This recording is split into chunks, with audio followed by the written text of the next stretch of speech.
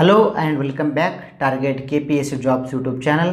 ಸ್ನೇಹಿತರೆ, ಅಬಕಾರಿ ಉಪನಿರೀಕ್ಷಕ ಪ್ರಶ್ನೆ ಪತ್ರಿಕೆ ಎರಡನೇ ಭಾಗದ ಇವತ್ತಿನ ಈ ವಿಡಿಯೋದಲ್ಲಿ ಪ್ರಶ್ನೆ ಸಂಖ್ಯೆ 51ರಿಂದ 100 ಪ್ರಶ್ನೆಗಳ ಉತ್ತರವನ್ನು ನೋಡಲಿದ್ದೇವೆ. ಸ್ನೇಹಿತರೆ, ಈ ಹಿಂದಿನ ವಿಡಿಯೋದಲ್ಲಿ ಅಬಕಾರಿ ಉಪನಿರೀಕ್ಷಕರ ಪ್ರಶ್ನೆ ಪತ್ರಿಕೆಯ ಭಾಗ 1 ವಿಡಿಯೋದಲ್ಲಿ ಪ್ರಶ್ನೆ ಸಂಖ್ಯೆ 1ರಿಂದ 50 ಪ್ರಶ್ನೆಗಳ ಉತ್ತರ ನೋಡಿದ್ದೇವೆ. ಆ ವಿಡಿಯೋ ನೋಡಿಲ್ಲ ಅಂದರೆ ನೀವು ಡಿಸ್ಕ್ರಿಪ್ಷನ್ ಲಿಂಕನ್ನು ಇರುತ್ತೆ, ಆ ಲಿಂಕ್ ಮೇಲೆ ಕ್ಲಿಕ್ ಮಾಡುವ ಮೂಲಕ ನೀವು ಆ ವಿಡಿಯೋ ಸಹ ನೋಡಿಕೊಳ್ಳಬಹುದು. ಓಕೆ ಸ್ನೇಹಿತರೆ, ಬನ್ನಿ ಪ್ರಶ್ನೆ ಉತ್ತರ ಮತ್ತು ವಿವರಣೆಯನ್ನು ನೋಡೋಣ. 51ನೇ ಪ್ರಶ್ನೆ, ಇಲ್ಲಿಯವರೆಗೂ ಭಾರತದಲ್ಲಿ ಎಷ್ಟು ಬಾರಿ ಹಣಕಾಸಿನ ತುರ್ತು ಪರಿಸ್ಥಿತಿಗಳನ್ನು ಘೋಷಿಸಲಾಗಿದೆ? ಉತ್ತರ, ಎಂದೂ ಇಲ್ಲ. ಭಾರತದಲ್ಲಿ ಹಣಕಾಸಿನ ತುರ್ತು ಪರಿಸ್ಥಿತಿಯನ್ನು ಎಂದೂ ಕೂಡ ಘೋಷಣೆ ಮಾಡಿಲ್ಲ. ಆದರೆ ತುರ್ತು ಪರಿಸ್ಥಿತಿಯನ್ನು ಘೋಷಣೆ ಮಾಡಿದ್ದಾರೆ. ಅದು ಎಷ್ಟು ಸರ್ತಿ ಅಂದರೆ 3 ಸಾರಿ ತುರ್ತು ಪರಿಸ್ಥಿತಿಯನ್ನು ಘೋಷಣೆ ಮಾಡಿದ್ದಾರೆ. ಯಾವಾಗಂದರೆ ಭಾರತ ಮತ್ತು ಚೀನಾ ಯುದ್ಧ ಆದಾಗ 1962ರಲ್ಲಿ ಭಾರತ ಮತ್ತು ಚೀನಾ ಯುದ್ಧ ಆದಾಗ, ಎರಡನೆಯದು 1972ರಲ್ಲಿ ಭಾರತ ಮತ್ತು ಪಾಕಿಸ್ತಾನ ಯುದ್ಧ ಆದಾಗ, ಆಮೇಲೆ 1975ರಲ್ಲಿ ಇಂದಿರಾ ಗಾಂಧಿಯವರು ಆಂತರಿಕ ತುರ್ತು ಪರಿಸ್ಥಿತಿಯನ್ನು ಘೋಷಣೆ ಮಾಡಿದರು. ಮುಂದಿನ 52ನೇ ಪ್ರಶ್ನೆ, ಈ ಕೆಳಕಂಡ ಯಾವ ವಲಯದಲ್ಲಿ ಭಾರತೀಯ ಆರ್ಥಿಕತೆಯನ್ನು ಸುಧಾರಿಸಲು ಕೇಳ್ಕರ್ ಸಮಿತಿಯು ರಚಿತವಾಯಿತು? ಉತ್ತರ, ತೆರಿಗೆ ವಲಯ. 2002ರಲ್ಲಿ ಕೇಳ್ಕರ್ ಸಮಿತಿಯನ್ನು ರಚನೆ ಮಾಡಲಾಯಿತು. ಮುಂದಿನ 53ನೇ ಪ್ರಶ್ನೆ, 14ನೇ ಹಣಕಾಸು ಆಯೋಗದ ಅವಧಿಯು? 14ನೇ ಹಣಕಾಸು ಆಯೋಗದ ಅವಧಿ ಎಷ್ಟಂದ್ರೆ 2015ರಿಂದ 2020. 2015 ಏಪ್ರಿಲ್ 1ರಿಂದ 2020 ಮಾರ್ಚ್ 31ರವರೆಗೂ ಇದರ ಅವಧಿ ಆಗಿರುತ್ತೆ. ಕಪಾಟ್ ಈ ಕೆಳಗಿನ ಯಾವುದಕ್ಕೆ ಸಂಬಂಧಿಸಿದೆ? ಕಪಾಟ್ ಸಂಬಂಧಿಸಿರುವುದು ಗ್ರಾಮೀಣ ಅಭಿವೃದ್ಧಿ. ಕಪಾಟ್ ಅಂದ್ರೆ the council for advancement for people's action and rural technology. Technology ಅಂದರೆ ಅದು ಸಂಬಂಧಪಟ್ಟಿರೋದು ಗ್ರಾಮೀಣ ಅಭಿವೃದ್ಧಿಗೆ. ಇನ್ನು 55ನೇ ಪ್ರಶ್ನೆ, ಚುನಾವಣಾ ಸುಧಾರಣೆಗಳಿಗೆ ಈ ಕೆಳಗಿನ ಯಾವ ಸಮಿತಿಗಳು ಸಂಬಂಧಿಸಿವೆ? ಚುನಾವಣಾ ಸುಧಾರಣೆಗೆ ಸಂಬಂಧಪಟ್ಟಂಥ ಸಮಿತಿ ಯಾವುದಂದ್ರೆ ಅದು ಗೋಸ್ವಾಮಿ ಸಮಿತಿ ಮತ್ತು ಇಂದ್ರಜಿತ್ ಗುಪ್ತಾ ಸಮಿತಿ. ಆದ್ದರಿಂದ ಸರಿಯಾದ ಉತ್ತರ ಸಿ ಸರಿಯಾದ ಉತ್ತರ. ಎ ಮತ್ತು ಬಿ ಗಳೆರಡು. 56ನೇ ಪ್ರಶ್ನೆ, ಭಾರತೀಯ ರಿಸರ್ವ್ ಬ್ಯಾಂಕ್ನಿಂದ ರಚಿಸಲ್ಪಟ್ಟ ವಾಯ್ ಮಳೆಗಮ್ ಸಮಿತಿಯು ಈ ಕೆಳಗಿನ ಯಾವುದರೊಂದಿಗೆ ಸಂಬಂಧಿಸಿದೆ? ಉತ್ತರ, ಕೆಟ್ಟ ಸಾಲಗಳು ವಂಚನೆಯ ಕಾರಣಗಳ ನಿರ್ವಹಣೆ. ಅದೇ ರೀತಿಯಾಗಿ ಭಾರತೀಯ ರಿಸರ್ವ್ ಬ್ಯಾಂಕಿನ ಪ್ರಸ್ತುತ ಗವರ್ನರ್ ಯಾರಂದ್ರೆ ಶಕ್ತಿಕಾಂತ್ ದಾಸ್ ಅಂತ ಇದ್ದಾರೆ. ಇವರು 25ನೇ RBI ಗವರ್ನರ್ ಆಗಿದ್ದಾರೆ. ಇನ್ನು 57ನೇ ಪ್ರಶ್ನೆ, ಭಾರತವು ಸೇರಿದಂತೆ ಅಭಿವೃದ್ಧಿಶೀಲ ರಾಷ್ಟ್ರಗಳಲ್ಲಿ G77 ಎಂಬುದು ಬೃಹತ್ ಅಂತರ್ ಸರ್ಕಾರಗಳ ಸಂಘಟನೆಯಾಗಿದೆ. ಈ ಕೆಳಗಿನ ಯಾವ ದೇಶವು G77ರ ಅಧ್ಯಕ್ಷತೆಯನ್ನು ತೆಗೆದುಕೊಂಡಿದೆ? ಉತ್ತರ, ಪ್ಯಾಲೆಸ್ತೀನ್ ರಾಜ್ಯ. 58ನೇ ಪ್ರಶ್ನೆ, ಪಟ್ಟಿ 1ರಲ್ಲಿನ ಉತ್ಸವಗಳು ಅಥವಾ ಘಟನೆಗಳನ್ನು ಪಟ್ಟಿ 2ರಲ್ಲಿರುವ ರಾಜ್ಯಗಳು ಅಥವಾ ಕೇಂದ್ರಾಡಳಿತ ಪ್ರದೇಶಗಳೊಂದಿಗೆ ಹೊಂದಿಸಿರಿ. ಪಟ್ಟಿ 1ರಲ್ಲಿ ಉತ್ಸವಗಳು ಅಥವಾ ಘಟನೆಗಳು ಕೊಟ್ಟಿದ್ದಾರೆ, ಪಟ್ಟಿ 2ರಲ್ಲಿ ರಾಜ್ಯ ಅಥವಾ ಕೇಂದ್ರಾಡಳಿತ ಪ್ರದೇಶ ಕೊಟ್ಟಿದ್ದಾರೆ. ಈ ಒಂದು ಪ್ರಶ್ನೆ 58ನೇ ಪ್ರಶ್ನೆಗೆ ಸರಿಯಾದ ಉತ್ತರ ನೋಡಿದರೆ ಯಾವುದಂದ್ರೆ ಎರಡನೆಯದು. ಜಲ ಮಹೋತ್ಸವ ಆಗೋದು ಎಲ್ಲಿ ಅಂದರೆ ಅದು ಮಧ್ಯಪ್ರದೇಶದಲ್ಲಿ. ಅದೇ ರೀತಿಯಾಗಿ ಹಾರ್ನ್ಬಿಲ್ ಉತ್ಸವ ಆಗೋದು ನಾಗಾಲ್ಯಾಂಡ್ನಲ್ಲಿ. ಕಂಬಳ ಉತ್ಸವ ಆಗೋದು ಕರ್ನಾಟಕದ ದಕ್ಷಿಣ ಕನ್ನಡ ಮತ್ತು ಉಡುಪಿ ಜಿಲ್ಲೆಗಳಲ್ಲಿ. ಅದೇ ರೀತಿ ನೋವಾಕ್ಯ ಉತ್ಸವ ಆಗೋದು ಒರಿಸ್ಸಾದಲ್ಲಿ. ಆದ್ದರಿಂದ ಸರಿಯಾದ ಉತ್ತರ ಬಿ. 59ನೇ ಪ್ರಶ್ನೆ, ಹೊಂದಿಸಿ ಬರೆಯಿರಿ. ಪಟ್ಟಿ 1ರಲ್ಲಿ ಸ್ಥಾಪಕ ಕೊಟ್ಟಿದ್ದಾರೆ, ಪಟ್ಟಿ 2ರಲ್ಲಿ ಅವರು ಸ್ಥಾಪಿಸಿದಂಥ ಸಂಘಟನೆ ಕೊಟ್ಟಿದ್ದಾರೆ. ಈ ಒಂದು 59ನೇ ಪ್ರಶ್ನೆಗೆ ಸರಿಯಾದ ಉತ್ತರ ನೋಡಿದರೆ ಎ ಸರಿಯಾದ ಉತ್ತರ. GK ಗೋಖಲೆ ಅವರ ಸಂಘಟನೆ ಯಾವುದಂದ್ರೆ ಸರ್ವೆಂಟ್ಸ್ ಆಫ್ ಇಂಡಿಯಾ ಸೊಸೈಟಿ.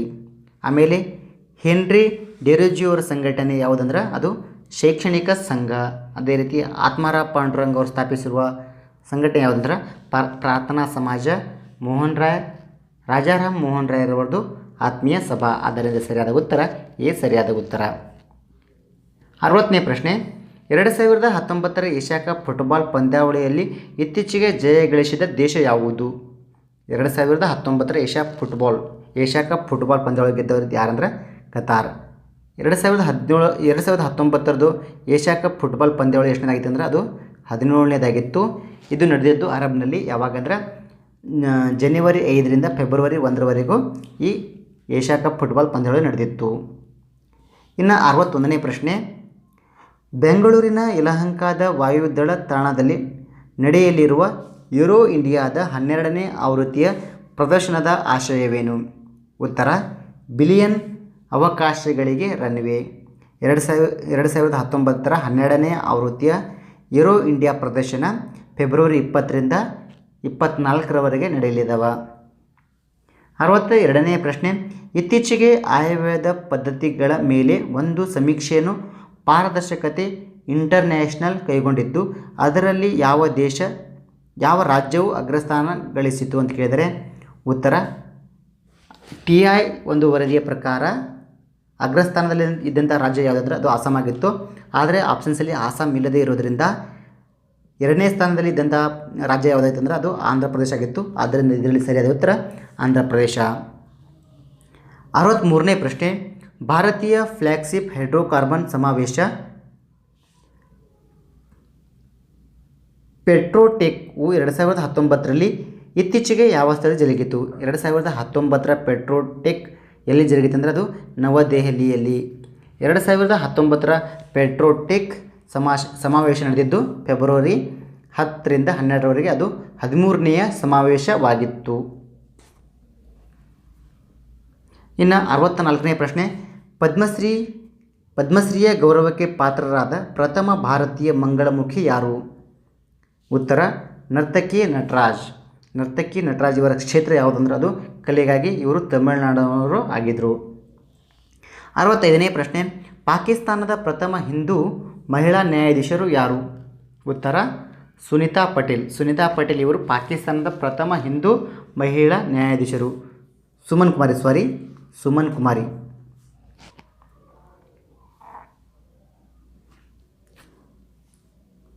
65ನೇ ಪ್ರಶ್ನೆ, ಪಾಕಿಸ್ತಾನದ ಪ್ರಥಮ ಹಿಂದೂ ಮಹಿಳಾ ನ್ಯಾಯಾಧೀಶರು ಯಾರು? ಉತ್ತರ, ಸುಮನ್ ಕುಮಾರಿ ಇವರು ಪಾಕಿಸ್ತಾನದ ಪ್ರಥಮ ಹಿಂದೂ ನ್ಯಾಯಾಧೀಶರಾಗಿ ಆಯ್ಕೆಯಾಗಿದ್ದಾರೆ.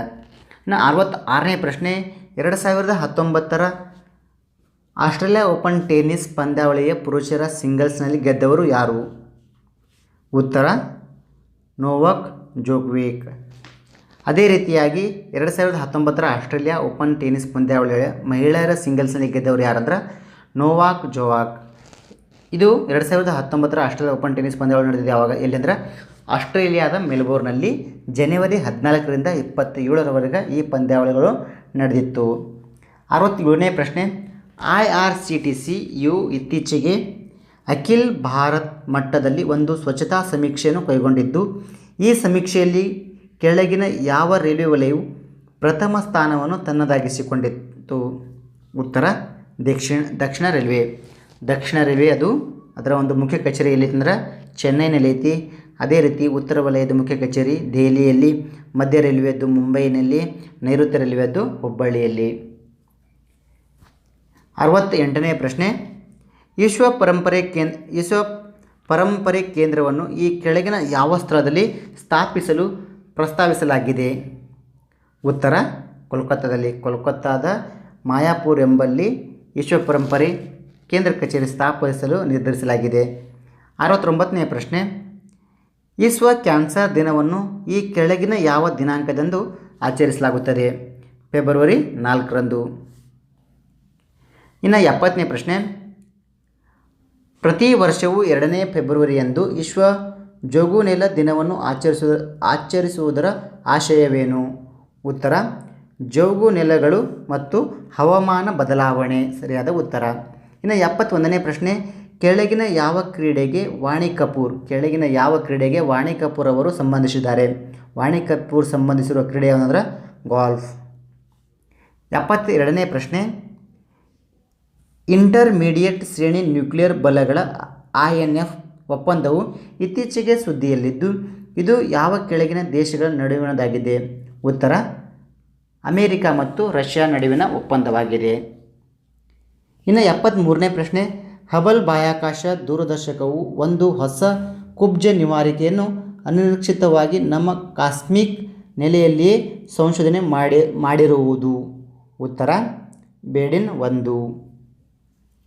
74ನೇ ಪ್ರಶ್ನೆ, ಇದು ಔಷಧಿಗಳ ಮೇಲೆ ನಿಯಂತ್ರಣ ಆದೇಶದಡಿ ಅವಶ್ಯಕ ಔಷಧಿಗಳು ಮತ್ತು ವೈದ್ಯಕೀಯ ಸಾಧನಗಳ ಬೆಲೆಗಳ ಉಲ್ಲಂಘನೆಯ ಜಾಡು ಹಿಡಿಯಲಿಕ್ಕಾಗಿ ಒಂದು ರಾಜ್ಯವು ಇತ್ತೀಚೆಗೆ ಬೆಲೆ ನಿಯಂತ್ರಣ ಅಥವಾ ಸಂಶೋಧನಾ ಘಟಕವನ್ನು ಸ್ಥಾಪಿಸಿದ್ದು ಆ ರಾಜ್ಯವನ್ನು ಹೆಸರಿಸಿ. ಉತ್ತರ ಆ ರಾಜ್ಯ ಕೇರಳ. 75ನೇ ಪ್ರಶ್ನೆ, ದಿ ಪ್ರಿನ್ಸ್ನ ಸೃಷ್ಟಿಕರ್ತರು ಯಾರು? ದಿ ಪ್ರಿನ್ಸ್ ಸೃಷ್ಟಿಕರ್ತರು ಯಾರಂದ್ರೆ ಮೆಕ್ವಲ್ಲಿ. 76ನೇ ಪ್ರಶ್ನೆ, ಅಂತಾರಾಷ್ಟ್ರೀಯ ಹಣಕಾಸು ನಿಧಿಯ ಕೇಂದ್ರ ಸ್ಥಾನವು ಎಲ್ಲಿ ನೆಲೆಯಾಗಿದೆ? IMFನ ಮುಖ್ಯ ಕಚೇರಿ ಇರುವುದು ಎಲ್ಲಿ ಅಂದ್ರೆ ವಾಷಿಂಗ್ಟನ್ DC-ಯಲ್ಲಿ. IMFನ ಪ್ರಸ್ತುತ ಮಹಾನಿರ್ದೇಶಕರು ಯಾರಾದ್ರಂದ್ರೆ ಕ್ರಿಸ್ಟಿಯಾನೋ ಲಿಗಾರ್ಡೆ. 77ನೇ ಪ್ರಶ್ನೆ, ತಲಕಾವೇರಿ ವನ್ಯಜೀವಿ ಅಭಯಾರಣ್ಯವು ಎಲ್ಲಿ ನೆಲೆಸಿದೆ? ತಲಕಾವೇರಿ ಅಭಯಾರಣ್ಯ ಇರುವುದು ಎಲ್ಲಿ ಅಂದರೆ ಅದು ಕೊಡಗಿನಲ್ಲಿ. 78ನೇ ಪ್ರಶ್ನೆ, ಜುಡೆ ಫೆಲಿಕ್ಸರು ಈ ಕೆಳಗಿನ ಯಾವ ಕ್ರೀಡೆಯೊಂದಿಗೆ ಸಂಬಂಧಿಸಿದ್ದಾರೆ? ಅವರು ಸಂಬಂಧಿಸಿರುವಂಥ ಕ್ರೀಡೆ ಯಾವುದಂದ್ರೆ ಅದು ಹಾಕಿ. 79ನೇ ಪ್ರಶ್ನೆ, ಇಂಗ್ಲಿಷ್ ಆಗಸ್ಟ್ ಒಂದು ಭಾರತೀಯ ಕತೆ. ಈ ಪುಸ್ತಕದ ಲೇಖಕರು ಯಾರು? ಉತ್ತರ ಉಪಮನ್ಯು ಚಟರ್ಜಿ. 80ನೇ ಪ್ರಶ್ನೆ, ಪಟ್ಟಿ 1ನ್ನು ಪಟ್ಟಿ 2ರೊಂದಿಗೆ ಹೊಂದಿಸಿ. ಪಟ್ಟಿ 1ನ್ನು ಪಟ್ಟಿ 2ರೊಂದಿಗೆ ಹೊಂದಿಸಿ. ಸರಿಯಾದ ಉತ್ತರ ಎ. ಪಟ್ಟಿ 1ರಲ್ಲಿ ಸಮಾಜ ಸುಧಾರಕರ ಇದರ ಪಟ್ಟಿ 2ರಲ್ಲಿ ಅವರ ಸಿದ್ಧಾಂತಗಳದವ. ಆದ್ದರಿಂದ ಇಲ್ಲಿ ನೋಡಿ ರಾಮಾನುಜಾಚಾರ್ಯರ ಸಿದ್ಧಾಂತ ಯಾವುದಂದ್ರೆ ಅದು ವಿಶಿಷ್ಟ ಅದ್ವೈತ ಸಿದ್ಧಾಂತ. ಮಧ್ವಾಚಾರ್ಯರ ಸಿದ್ಧಾಂತ ಅಂದ್ರೆ ದ್ವೈತ ಸಿದ್ಧಾಂತ. ನಿಂಬಕಾಚಾರ್ಯರ ಸಿದ್ಧಾಂತ ಅಂದ್ರೆ ಅದು ದ್ವೈತ. ಅದೇ ರೀತಿ ವಲ್ಲಭಾಚಾರ್ಯರ ಸಿದ್ಧಾಂತ ಶುದ್ಧಾದ್ವೈತ ಸಿದ್ಧಾಂತ. ಇನ್ನು ಮುಂದಿನ ಪ್ರಶ್ನೆ, ಪಟ್ಟಿ 1ರಲ್ಲಿನ ಪರ್ವತ ಕಣಿವೆಗಳನ್ನು ಪಟ್ಟಿ 2ರಲ್ಲಿನ ಅವುಗಳ ನೆಲೆಸಿರುವ ರಾಜ್ಯಗಳೊಂದಿಗೆ ಹೊಂದಿಸಿರಿ. ಪಟ್ಟಿ 1ರಲ್ಲಿ ಪರ್ವತ ಶ್ರೇಣಿ ಕೊಟ್ಟಿದ್ದಾರೆ, ಪಟ್ಟಿ 2ರಲ್ಲಿ ರಾಜ್ಯಗಳ ಕೊಟ್ಟಿದ್ದಾರೆ. ಈ ಒಂದು ಪ್ರಶ್ನೆಗೆ ಸರಿಯಾದ ಉತ್ತರ ನೋಡುವುದಾದರೆ ಡಿ ಸರಿಯಾದ ಉತ್ತರ ಆಗುತ್ತೆ. ದಿಹಾಂಗ್ ಪರ್ವತ ಕಣಿವೆ ಯಾವ ರಾಜ್ಯದಲ್ಲಿ ಕಂಡುಬರುತ್ತೆ ಅಂದ್ರೆ ಅದು ಅರುಣಾಚಲ ಪ್ರದೇಶದಲ್ಲಿ ಕಂಡುಬರ್ತೈತೆ. ಅದೇ ರೀತಿಯಾಗಿ ಖರ್ಡುಂಗ್ಲಾ ಪರ್ವತ ಕಣಿವೆ ಕಂಡುಬರುವುದು ಜಮ್ಮು ಕಾಶ್ಮೀರ್ನಲ್ಲಿ. ಜೆಲೆಪ್ಲಾ ಪರ್ವತ ಶ್ರೇಣಿ ಕಂಡುಬರುವುದು ಸಿಕ್ಕಿಂನಲ್ಲಿ. ಡೆಪ್ಸಾ ಪರ್ವತ ಕಣಿವೆ ಕಂಡುಬರುವುದು ಹಿಮಾಚಲ ಪ್ರದೇಶದಲ್ಲಿ. ಆದ್ದರಿಂದ ಸರಿಯಾದ ಉತ್ತರ ಯಾವುದಂದ್ರೆ ಡಿ ಸರಿಯಾದ ಉತ್ತರ 4ನೇದು. 82ನೇ ಪ್ರಶ್ನೆ, ಈ ಕೆಳಗಿನ ಯಾವ ದೇಶದಲ್ಲಿ ಇಪ್ಸ್ವಿಚ್ ಕಲ್ಲಿದ್ದಲು ಗಣಿಯ ನಿಕ್ಷೇಪವಿದೆ? ಉತ್ತರ ಆಸ್ಟ್ರೇಲಿಯಾದಲ್ಲಿ. ಇಪ್ಸ್ವಿಚ್ ಕಲ್ಲಿದ್ದಲು ಗಣಿ ನಿಕ್ಷೇಪ ಇರುವುದು ಆಸ್ಟ್ರೇಲಿಯಾದಲ್ಲಿ. ಇನ್ನು 83ನೇ ಪ್ರಶ್ನೆ, ವರ್ಗಾವಣೆ ಬೇಸಾಯಕ್ಕೆ ವಿವಿಧ ದೇಶಗಳಲ್ಲಿ ವಿವಿಧ ಹೆಸರುಗಳಿರುವುದು ತಿಳಿದು ಬಂದಿದೆ. ಈ ಕೆಳಗಿನ ಯಾವ ದೇಶದಲ್ಲಿ ಅದನ್ನು ರೋಕಾ ಎಂದು ಕರೆಯಲಾಗಿದೆ? ಯಾವ ದೇಶ ಅಂದರೆ ಅದು ಬ್ರೆಜಿಲ್ನಲ್ಲಿ ವರ್ಗಾವಣೆ ಬೇಸಾಯಕ್ಕೆ ರೋಕಾ ಅಂತ ಕರೀತಾರೆ. 84ನೇ ಪ್ರಶ್ನೆ, ಒಬ್ಬ ಸಾರ್ವಜನಿಕ ನೌಕರನು ಸಾರ್ವಜನಿಕ ಕರ್ತವ್ಯಗಳನ್ನು ಮಾಡಲು ವಿಫಲನಾದಲ್ಲಿ ಈ ಕೆಳಗಿನ ಯಾವ ರಿಟನ್ನು ನ್ಯಾಯಾಲಯವು ಜಾರಿ ಮಾಡಬಹುದು? ಉತ್ತರ ಅದು ಮ್ಯಾಂಡಮಸ್ ರಿಟ್. 85ನೇ ಪ್ರಶ್ನೆ, ಪಟ್ಟಿ 1ರಲ್ಲಿನ ಪ್ರಾಣಿಗಳೊಂದಿಗೆ ಪಟ್ಟಿ 2ರಲ್ಲಿನ ಅವುಗಳ ವನ್ಯಜೀವಿ ಅಭಯಧಾಮಗಳನ್ನು ಹೊಂದಿಸಿರಿ. ಪಟ್ಟಿ 1ರಲ್ಲಿ ಪ್ರಾಣಿಗಳು ಕೊಟ್ಟಿದ್ದಾರೆ, ಪಟ್ಟಿ 2ರಲ್ಲಿ ವನ್ಯಜೀವಿಗಳು ಕೊಟ್ಟಿದ್ದಾರೆ. ಈ ಒಂದು ಪ್ರಶ್ನೆಗೆ ಸರಿಯಾದ ಉತ್ತರ 2ನೇದು. ಚಿಂಕಾರ್ ಪ್ರಾಣಿಗಳು ಅದು ಸಂಬಂಧಪಟ್ಟಂಥ ವನ್ಯಜೀವಿ ಅಭಯಧಾಮ ಯಾವುದಂದ್ರೆ ಅದು ಯಡಹಳ್ಳಿ. ಅದೇ ರೀತಿಯಾಗಿ ಬ್ಲ್ಯಾಕ್ ಬಕ್ ಸಂಬಂಧಪಟ್ಟಂಥದ್ದು ವನ್ಯಜೀವಿ ಯಾವುದಂದ್ರೆ ರಾಣಿಬೇನೂರು. 4 ಕೊಂಬಿನ ಜಿಂಕೆ ದಾರೋಜಿ. ಸ್ಲಾತ್ ಕರಡಿ ಅದು ರಂಗಯ್ಯನ ದುರ್ಗ. ಆದ್ದರಿಂದ ಸರಿಯಾದ ಉತ್ತರ 2ನೇದು. 86ನೇ ಪ್ರಶ್ನೆ, ಕೆಳಗಿನ ಯಾವ ತಿದ್ದುಪಡಿಗಳಿಂದ ಆಸ್ತಿಯ ಹಕ್ಕನ್ನು ಮೂಲಭೂತ ಹಕ್ಕುಗಳಿಂದ ತೆಗೆದುಹಾಕಲಾಯಿತು? ಉತ್ತರ 44ನೇ ತಿದ್ದುಪಡಿ. 44ನೇ ತಿದ್ದುಪಡಿ ಮೂಲಕ ಆಸ್ತಿಯ ಹಕ್ಕನ್ನು ಮೂಲಭೂತ ಹಕ್ಕುಗಳಿಂದ ತೆಗೆದುಹಾಕಲಾಯಿತು. 87ನೇ ಪ್ರಶ್ನೆ, ಭಾರತೀಯ ಸಂವಿಧಾನದ 352ನೇ ಅನುಚ್ಛೇದದಡಿ ತುರ್ತು ಪರಿಸ್ಥಿತಿಯು ಘೋಷಿತವಾಗಿದ್ದಾಗ ಈ ಕೆಳಗಿನ ಯಾವುದು ಸರಿಯಲ್ಲ? ಉತ್ತರ ಉಚ್ಚ ನ್ಯಾಯಾಲಯದ ಅಧಿಕಾರಗಳನ್ನು ಭಾರತದ ಸರ್ವೋಚ್ಚ ನ್ಯಾಯಾಲಯವು ತೆಗೆದುಹಾಕಬಹುದು. 88ನೇ ಪ್ರಶ್ನೆ, ಗಡಸು ಕರೆನ್ಸಿ ಎಂದರೇನು? ಉತ್ತರ ಡಿ. ಅದು ಹಠಾತ್ತಾಗಿ ಕುಸಿತಕ್ಕೊಳಗಾಗದಿರುವ ಮತ್ತು ಅಂತಾರಾಷ್ಟ್ರೀಯ ಮಾರುಕಟ್ಟೆಯಲ್ಲಿ ಅತ್ಯಂತ ದ್ರವ್ಯವಾಗಿರಬಹುದು. 89ನೇ ಪ್ರಶ್ನೆ, ಸ್ವಾಮಿ ದಯಾನಂದ ಸರಸ್ವತಿಯವರ ಮೂಲ ಹೆಸರೇನು? ಸ್ವಾಮಿ ದಯಾನಂದ ಸರಸ್ವತಿಯವರ ಮೂಲ ಹೆಸರು ಮೂಲಶಂಕರ. 90ನೇ ಪ್ರಶ್ನೆ, ಈ ಕೆಳಗಿನ ಯಾವ ಕೇಂದ್ರಾಡಳಿತ ಪ್ರದೇಶವು ವಿಸ್ತೀರ್ಣದಲ್ಲಿ ಅತ್ಯಂತ ಕಿರಿದಾದದ್ದು? ಉತ್ತರ ಲಕ್ಷದ್ವೀಪ. 91ನೇ ಪ್ರಶ್ನೆ, ಈ ಕೆಳಗಿನವುಗಳಲ್ಲಿ ಯಾವುದು ಮಿಜೋರಾಂನೊಂದಿಗೆ ಗಡಿಯನ್ನು ಹೊಂದಿಲ್ಲ? ಮಿಜೋರಾಂನೊಂದಿಗೆ ಯಾವ ರಾಜ್ಯ ಗಡಿ ಹೊಂದಿಲ್ಲ ಅಂದರೆ ಅದು ನಾಗಾಲ್ಯಾಂಡ್ ರಾಜ್ಯ. 92ನೇ ಪ್ರಶ್ನೆ, ಭಾರತದಲ್ಲಿ ಅತ್ಯಧಿಕ ಮ್ಯಾಂಗನೀಸನ್ನು ಉತ್ಪಾದಿಸುವ ರಾಜ್ಯ ಕೆಳಗಿನವುಗಳಲ್ಲಿ ಯಾವುದು? ಉತ್ತರ ಅದು ಮಧ್ಯಪ್ರದೇಶ. ಮಧ್ಯಪ್ರದೇಶದಲ್ಲಿ ಅತಿ ಹೆಚ್ಚು ಮ್ಯಾಂಗನೀಸ್ ಉತ್ಪಾದನೆ ಮಾಡ್ತಾರೆ. 93ನೇ ಪ್ರಶ್ನೆ, ಈ ಕೆಳಗಿನ ಯಾವ ನದಿಯ ಮೇಲೆ ಹಿರಾಕುಡ್ ಅಣೆಕಟ್ಟನ್ನು ನಿರ್ಮಿಸಲಾಗಿದೆ? ಯಾವ ನದಿ ಅಂದರೆ ಅದು ಮಹಾನದಿ. ನದಿಯ ಮೇಲೆ ಹಿರಾಕುಡ್ ಅಣೆಕಟ್ಟನ್ನು ನಿರ್ಮಾಣ ಮಾಡಲಾಗಿದೆ. ಇನ್ನು 94ನೇ ಪ್ರಶ್ನೆ, ಈ ಕೆಳಗಿನವುಗಳಲ್ಲಿ ಯಾವ ದೇಶವು ಸಾರ್ಕ್ನ South Asia Association for Regional Cooperation ಸಂಸ್ಥಾಪಕ ಸದಸ್ಯನಾಗಿಲ್ಲ? ಉತ್ತರ ಮಯನ್ಮಾರ್. ಹಾಗಾದರೆ ಸಾರ್ಕ್ನ ಸದಸ್ಯ ರಾಷ್ಟ್ರಗಳು ಯಾವ್ಯಾವ ಅಂದ್ರೆ ಭೂತಾನ್, ಪಾಕಿಸ್ತಾನ್, ನೇಪಾಳ್, ಶ್ರೀಲಂಕಾ, ಮಾಲ್ಡೀವ್ಸ್, ಅಫ್ಘಾನಿಸ್ತಾನ್ ಮತ್ತು ಭಾರತ. ಇನ್ನು 95ನೇ ಪ್ರಶ್ನೆ, ಭಾರತದ ವಿಘಟನೆಯ ಬಾಲ್ಕನ್ ಯೋಜನೆಯನ್ನು ಸಿದ್ಧಪಡಿಸಿದವರಾರು? ಉತ್ತರ ಲಾರ್ಡ್ ಮೌಂಟ್ ಬ್ಯಾಟನ್.